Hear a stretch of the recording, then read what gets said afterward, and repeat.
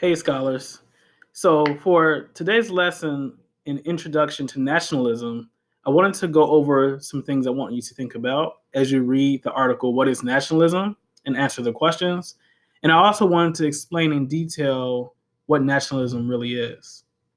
So, usually when I start this unit about nationalism, I usually ask three questions, right? Like, what are some common similarities that you share with your classmates?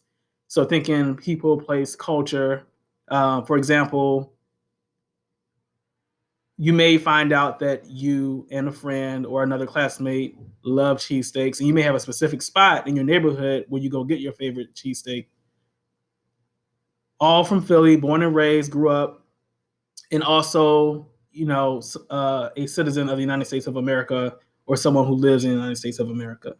So these are all like common things that we share, right? Or might share, depending on, what type of thing you like. So two, what does it mean to be a patriot of your country? Everyone has their own definition or their own opinion about what it means to be a patriot of your country, as you see in the article. The third question, do you consider yourself a patriot? So there are some groups of people who may not feel this way, may not feel connected to this country for various reasons, right?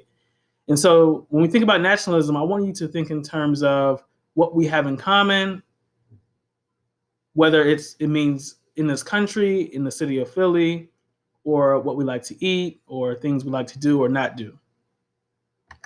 Now, for nationalism, there are pretty much 6 bonds that create a nation. So, as you see in the definition, nationalism is pretty much a belief or loyalty to something, all right? So, the belief that people's greatest loyalty shouldn't be not to a king or an empire, but to a nation. Keyword nationalism. You see the word nation. So, your loyalty is to a nation or country of people who share a common culture and history.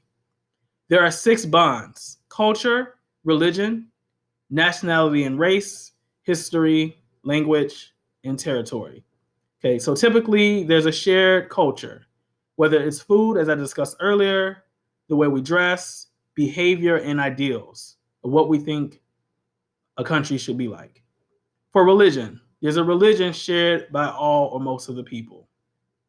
In a country, nationality and race is important because there's a belief in common ethnic ancestry that may or may not be true. For example, in our country, there are different nicknames for this. It could be melting pot, salad bar, in terms of how the makeup of our country is in terms of nationality and race. Because our country is a country that represents almost every country in the world, because we have so many different groups here, this may not be true for our country. But there are some people who believe that only certain groups of people belong here. For history, there's a common past or common experience. And again, that may vary because our country has so many different cultures and histories.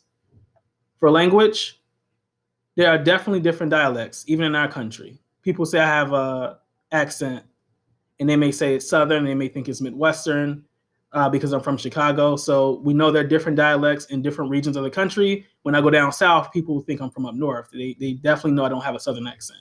And so it just depends on where you travel to in the country, but you definitely know there are dialects. And then territory. Okay, there's a certain territory that belongs to the nation in our land. And we think of territory in terms of like boundaries and borders geographically and physically. There are territories.